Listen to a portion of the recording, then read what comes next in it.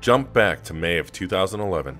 CD Projekt Red releases The Witcher 2 on the PC to critical acclaim and commercial success. The Xbox 360 version was announced the following month and set to release later that year.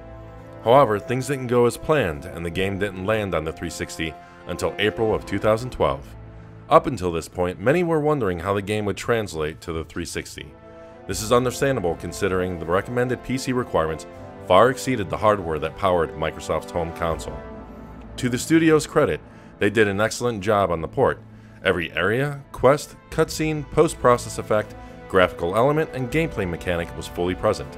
The game even featured hours of additional gameplay, cinematics, and a new tutorial. The studio took things further by rewriting much of the renderer and actually improving parts of the engine beyond what we saw on the PC. This isn't to say the port was perfect, but I think the end results exceeded expectations. Fast forward to 2018, the game has recently been enhanced on the Xbox One X through backwards compatibility, and that's what we're taking a look at today.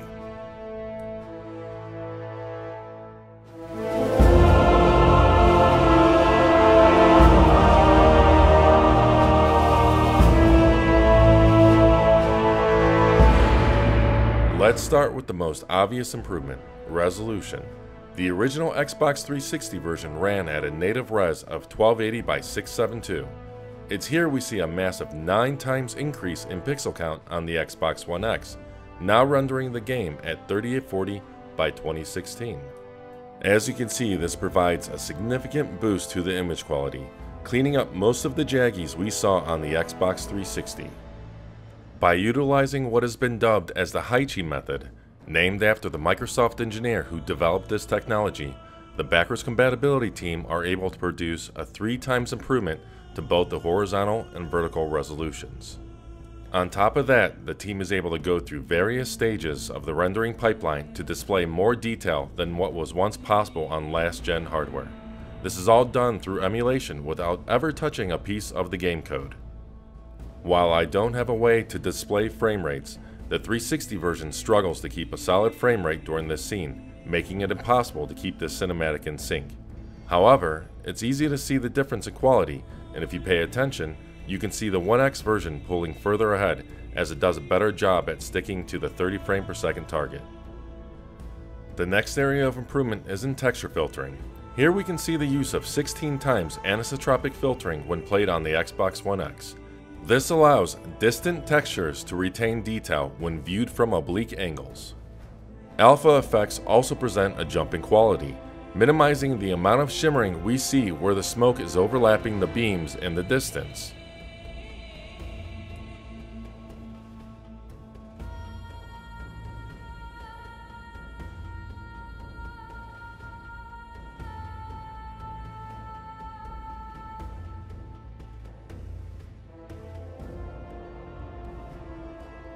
Dithering artifacts seen in the real-time shadows are also improved thanks to the increase in resolution. When played on the 360, the shadow quality could be distracting at times.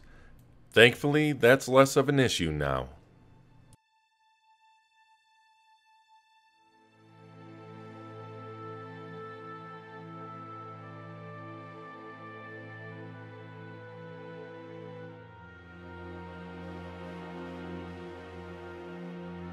Texture quality also benefits from the higher pixel count.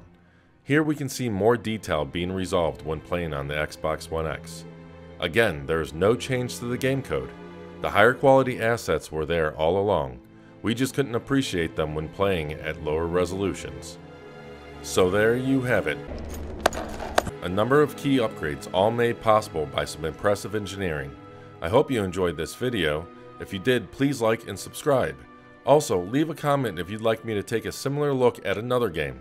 Take care everyone, and I'll see you next time.